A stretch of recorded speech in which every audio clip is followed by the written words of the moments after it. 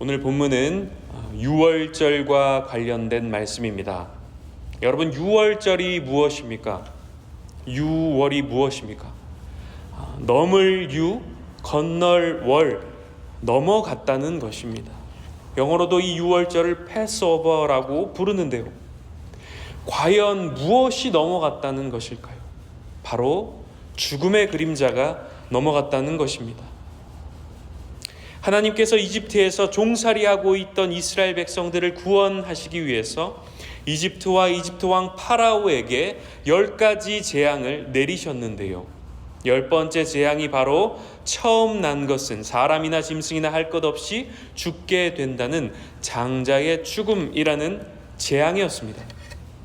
그 재앙은 이집트 사람들 뿐만 아니라 그 땅에서 살아가는 모든 사람들에게 동일하게 내려진 재앙이었습니다. 그러니까 이스라엘 백성들 또한 이 재앙에서 예외가 아니었다는 것입니다. 그러나 하나님께서는 감사하게도 이 죽음의 재앙을 피할 수 있는 방법을 모세를 통해서 알려주시는데요. 그 내용이 바로 오늘 본문 말씀에 등장합니다. 22절 말씀을 함께 읽어보도록 하겠습니다. 22절 말씀입니다. 시작. 우슬초 가지를 가져다가 그것을 피를 받아둔 그릇에 넣어 적시고 그런 다음에 문틀의 옆과 위에 그 피를 바르십시오. 아침까지는 아무도 집 밖으로 나가면 안 됩니다. 죽음이라는 재앙이 가진 그 무게에 비해 그것을 피할 수 있는 방법은 너무나 쉽고 간단한 일이었습니다. 그저 어린 양의 피를 각 집의 문틀에 바르는 것이 전부였습니다. 그런데 뒤이어 등장하는 이 재앙의 결과는 어떻게 기록되어 있습니까? 하나님께서 알려주신 대로 이 문틀에 어린 양의 피를 발랐던 집의 장자들은 모두 죽지 않았지만 그렇게 하지 않은 집에서는 애처로운 곡소리가 울려 퍼졌던 것을 알 수 있습니다. 이것이 바로 오늘 본문에서 다루고 있는 죽음의 그림자가 넘어간 날 6월절에 대한 이야기인데요. 우리는 이 말씀 속에서 하나님이 구원하시는 사람은 어떤 사람인지, 또 어떤 사람에게 기적이 임하는지, 또 구원받은 자들은 어떤 마음으로 어떻게 살아가야 하는지에 대해서 발견할 수 있습니다. 사랑하는 여러분, 오늘 이 새벽이 그 하나님의 뜻을 발견하고 마음에 깊이 새기는 귀하고 복된 시간이 되기를 간절히 소망합니다. 오늘 우리가 첫 번째로 이 말씀 속에서 발견할 수 있는 교훈은 바로 순종하라는 것입니다. 여러분, 6월절의 말씀 속에서 구원받은 사람은 어떤 사람들이었습니까? 바로 하나님의 말씀에 순종하는 사람들이었습니다. 오늘 본문의 마지막 절 말씀을 함께 읽어보도록 하겠습니다. 본문 마지막 절 말씀인 28절 말씀입니다. 시작. 이스라엘 백성은 여호와께서 모세와 아론에게 명령하신 대로 했습니다. 죽음의 그림자가 지나가던 밤 하나님의 말씀에 순종해 어린 양의 피를 문틀에 발랐던 가정은 그 죽음을 면할 수 있었습니다. 이렇듯 구원은 하나님의 말씀에 순종하는 이들에게 임하는 것입니다. 민수기 21장에 이스라엘 백성들이 광야에서 불뱀에 물려 죽어가고 있을 때 하나님께서 뭐라고 말씀하셨습니까? 장대에 달린 노뱀을 바라본 즉 살리라 하고 말씀하셨습니다. 이 말씀에 그게 무슨 말도 안 되는 소리냐며 하나님의 말씀을 무시했던 사람들은 그대로 그 광야에서 죽었습니다. 그러나 하나님의 말씀에 순종한 자들은 그 말씀대로 구원을 받았습니다. 여러분, 구원의 공로는 오직 하나님께 있습니다. 우리가 우리의 힘으로, 우리의 공로로, 우리의 의로 구원을 받을 수 없습니다. 구원은 분명 우리에게 주시는 하나님의 선물입니다. 그러나 우리에게 주시는 그 선물을 받기 위해 우리도 손을 내밀어야 한다는 것입니다.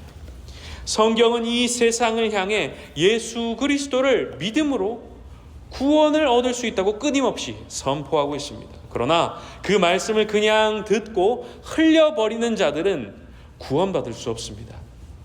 그렇다면 누가 구원받을 수 있습니까? 이 말씀에 귀를 기울이고 예수 그리스도를 바라보는 자들, 회개하는 자들, 돌아오는 자들이, 그 순종의 발걸음을 내디딘 자들이 바로 구원을 받을 수 있는 것입니다. 기적이 임하는 비결도 마찬가지입니다. 하나님께서는 순종하는 이들에게 기적의 역사를 나타내 보이십니다. 사실상 죽음의 그림자가 이집트의 온 땅을 덮었던 날 생명을 부지할 수 있었던 것은 기적 중의 기적이었습니다. 나병에 걸렸던 나아만 장군도 어땠습니까? 순종함으로 실로암 못에 7번 몸을 씻었을 때 그의 병이 낫게 되는 기적을 경험하지 않았습니까? 철옹성과 같았던 여리고 성 앞에 섰던 이스라엘 백성들은 어땠습니까? 순종함으로 그 성을 돌며 소리를 질렀을 때 그 초래 요새였던 이 여리고 성이 무너지는 기적을 경험하지 않았습니까? 갈릴리 바닷가에서 밤새 한 마리도 고기를 잡지 못했던 베드로는 어땠습니까? 순종함으로 깊은 곳에 그물을 던졌을 때 그물이 찢어지도록 많은 고기를 잡게 되는 기적을 경험하였습니다. 사랑하는 여러분, 이렇게 하나님께서는 순종하는 삶을 사는 이들에게 구원과 기적의 역사를 나타내 보여주실 줄로 믿습니다. 그런데 여기서 우리가 잊지 말고 기억해야 할 것이 있습니다. 22절 하반절 말씀에 보면 어린 양의 피를 문틀에 바르라는 말과 함께 또 하나의 당부의 말씀이 등장합니다. 무엇입니까? 아침까지는 아무도 집 밖으로 나가면 안 된다는 것입니다. 아침이 될 때까지 끝까지 참고 기다리며 인내해야 한다는 것입니다. 순종을 할 때는 끝까지 참고 기다리며 인내해야 한다는 것입니다. 처음에만 따라하는 척하고 끝나는 순종이 아니라, 한두 가지 조건만 수긍하고 끝내버리는 순종이 아니라, 힘들고 어려운 일이라도 끝까지 참고 기다리며 인내하는 순종이 우리에게 필요하다는 것입니다. 이런 순종의 삶을 살아가는 여러분들이 되시기를 주님의 이름으로 축원합니다. 오늘 말씀 속에서 우리가 발견할 수 있는 두 번째 교훈은 인도하라는 것입니다. 인도하라는 것입니다. 오늘 본문 21절 말씀을 함께 읽어보도록 하겠습니다. 21절 말씀입니다. 시작.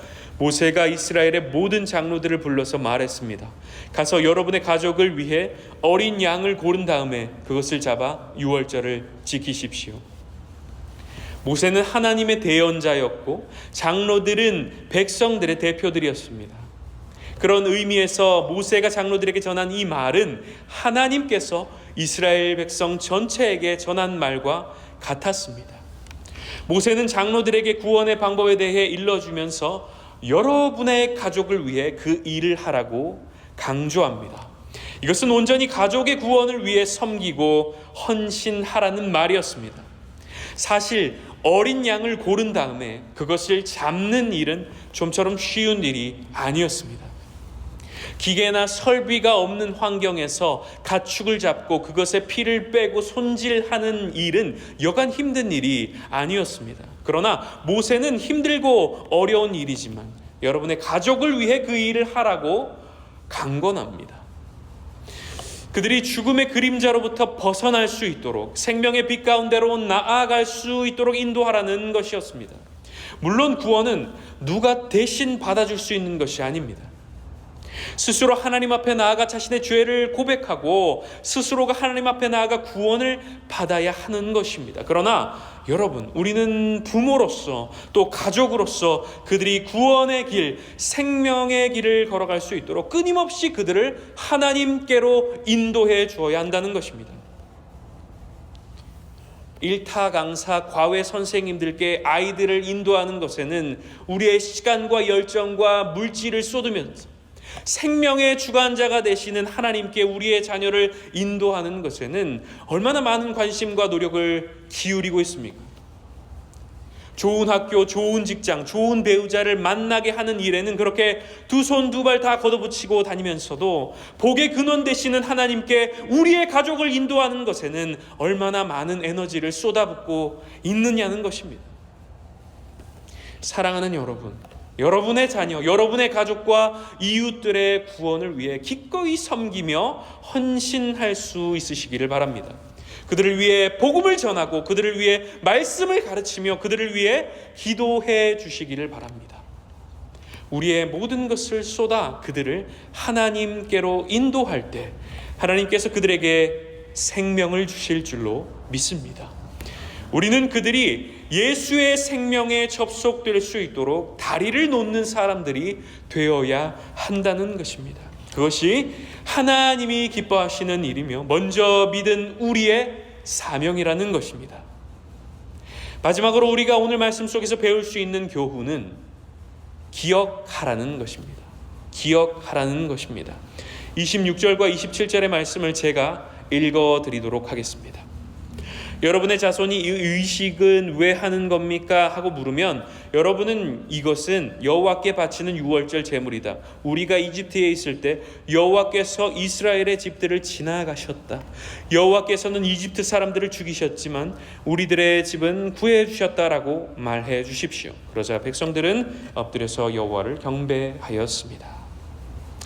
본문은 우리의 삶을 구원하시니까 여호와 하나님이시라는 것을 기억하고 또 알려주어야 한다고 강조하고 있습니다. 왜 구원의 하나님을 기억하며 사는 것이 이토록 중요한 것일까요? 그것이 우리 신앙생활의 뿌리가 되는 일이기 때문입니다. 여러분 왜 예배하십니까? 남들은 다 단잠을 이루고 있는 이 시간에 왜 이 먼 거리를 달려와 예배하고 있는 것입니까? 여러분은 왜 여러 가지 모양으로 섬기고 봉사하십니까? 교회에서 일하면, 교회에서 봉사하면 돈이 나오는 것도 아니고 누가 알아주는 것도 아닌데 왜 그렇게 힘들게 봉사하고 있느냐는 것입니다. 여러분은 왜 받은 물질을 구별해 하나님 앞에 드리십니까? 그 돈이면 내가 사고 싶은 물건, 먹고 싶은 음식, 하고 싶은 일들에 쓸 수 있는데 왜 그렇게 꼬박꼬박 헌금 생활을 하고 계시냐는 것입니다. 이 모든 물음에 대한 답은 한 가지입니다. 여호와께서 내 삶을 구원해 주셨기 때문입니다. 여호와 하나님께서 내 삶을 구원해 주셨기 때문입니다. 그 은혜와 그 사랑을 돌아보면 너무너무 감사한 거예요.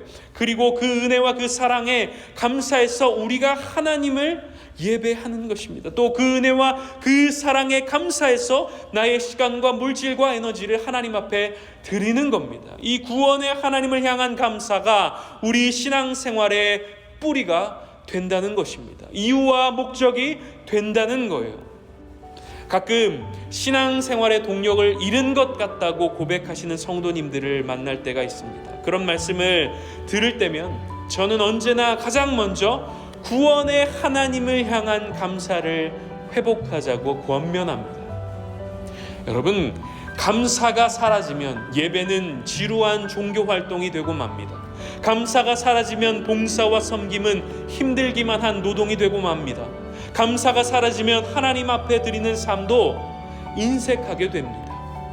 지금 여러분의 삶이 이와 같다면 우리를 죄로부터 구원하신 하나님의 은혜를 기억하고 십자가 사랑을 기억하며 끝까지 품으시고 인도하시는 주님의 긍휼을 기억하시기를 바랍니다. 기억함으로 감사를 회복할 수 있으시기를 바랍니다. 순종하라, 인도하라, 기억하라. 오늘 하루도 이 말씀을 붙잡고 살아감으로 하나님이 주시는 구원과 기적, 감사와 감격을 경험하는 복된 날이 되시기를 주님의 이름으로 축원합니다.